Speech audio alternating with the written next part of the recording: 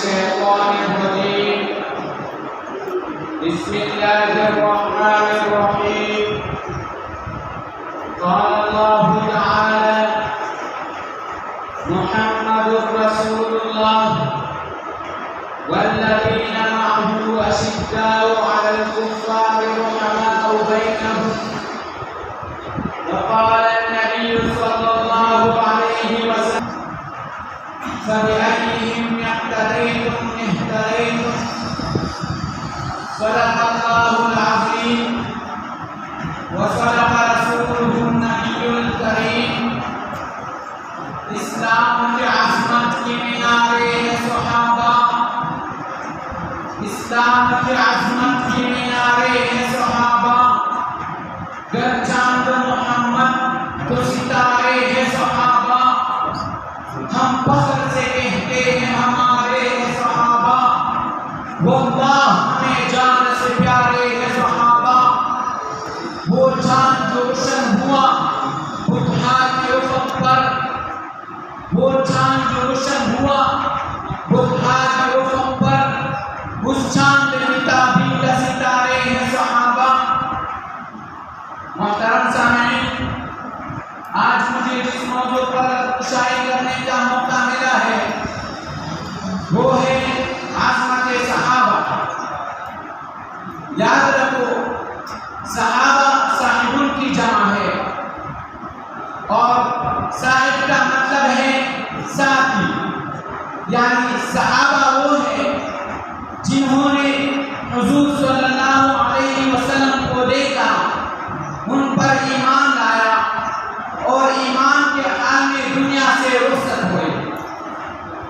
یہ وہ معزز و مکرم اور بے مثال ہستیاں ہیں جنہوں نے سب سے پہلے محمد رسول اللہ صلی اللہ علیہ وسلم کے ساتھ وفا کی اور دین اسلام کی بنیاد کو اپنی ایمان و قربانی سے مضبوط کیا. صحابہ کرام وہ مقدس جماعت ہیں جو ہر حال میں حضور صلی اللہ علیہ وسلم کے وفادار رہے. جب سب سے پہلے وحی نازل ہوا تو سب سے پہلے ساتھ دینے والے یہی صحابہ کرام تھے. جب دعوت اسلام کا آغاز ہوا تو اسی جماعت نے سینہ سپر ہو کر دفاع کیا. جب حضور صلی اللہ علیہ وسلم معراج پر تشریف لے گئے تو سب سے پہلے تصدیق کرنے والا ابوبکر صدیق تھا. جب مشرکوں نے حضور صلی اللہ علیہ وسلم کو ایذا پہنچائی تو ابوبکر صدیق ڈال بن کر سامنے آیا. جب مال کی ضرورت پیش آئی تو انہوں نے اپنا پورا گھر حتیٰ کہ بدن کے کپڑے تک حضور صلی اللہ علیہ وسلم کے قدموں میں رکھ دی. جب ہجرت کا موقع آیا تو غارثور میں جان نشاور کرنے والا ساتھی بھی ابوبکر صدیق تھا. پھر عمر فاروق کو دیکھو جن کے اسلام لانے سے جن کو کھلا غلبہ نصیب ہوا اور جن کے رائے کے مطابق قرآن کریم کی متعدد آیات نازل ہوئے اور جن کے بارے میں خود رسول خدا نے فرمایا کہ اگر میرے بعد کوئی نبی ہوتا تو عمر فاروق ہوتا. یہی صحابہ وفا و قربانی اور صداقت کی وہ روشن تعلیم ہے جو قیامت تک امت کے لیے مشعل راہ ہے. سامعین محترم، اگر نبی چاند ہے تو صحابہ کرام اس کے گرد جگمگاتے ہوئے ستارے ہیں. اگر نبی شمع ہدایت ہے تو صحابہ کرام اس پر چل مٹنے والے پروانے ہیں. اگر نبی صلی اللہ علیہ وسلم امام ہے تو صحابہ کرام سر جھکائے ہوئے مقتدی ہے.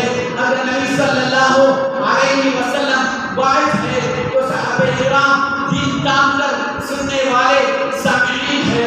اگر نبی صلی اللہ علیہ وسلم بشیر ہے تو صحابہ کرام اس بشارت کے سب سے بڑے حقدار ہے.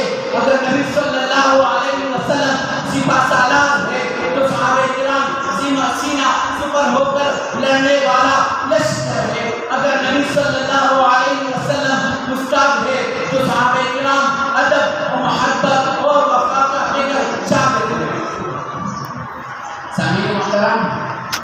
قرآن گواہ ہے، اللہ تعالیٰ کی رضا ان کے اعلان کی جا چکی۔ لقد رضی اللہ عن المؤمنین، وہ یہی لوگ ہیں جو فائز بھی ہے، راشد بھی، مہتدی بھی اور مفلح بھی۔ رسول اللہ صلی اللہ علیہ وسلم کے زبان مبارک سے اعلان ہوا کہ خیر الناس قرنی، صحابہ کرام وہ مقدس جماعت ہے جس کے بارے میں فرمایا گیا کہ میرے صحابہ ستاروں کے مانند ہیں، تم جس کی بھی فکر کرو گے ہدایت پا جاؤ گے۔ صحابہ کرام وہ خوش نصیب اور مقدس بادشاہ ہے جو قرآن کریم کے اولین مخاطب ہے۔ صحابہ کرام وہ مبارک جماعت ہے جو قرآن کریم کی امانی تفسیر تھی، انہی حضرات نے قرآن کریم کو جمع کیا اور محفوظ کیا اور امت محمدیہ پر ایسا عظیم احسان کیا جس کا بدلہ قیامت تک ادا نہیں ہو سکتا۔ سامعین محترم، صحابہ نے گھر بار مال دولت رشتے ناطے سب کچھ چھوڑ کر حضور صلی اللہ علیہ وسلم کے قدموں میں نچاور کر دی۔ ابو بکر آئے تو صدیق کہلائے، عمر آئے تو فاروق بنے، شجاعت وعدت کا زندہ مثال، عثمان آئے تو ذوالنورین کہلائے، سخاوت اور وفا کا فکر، علی آئے تو حیدر قرار بنے۔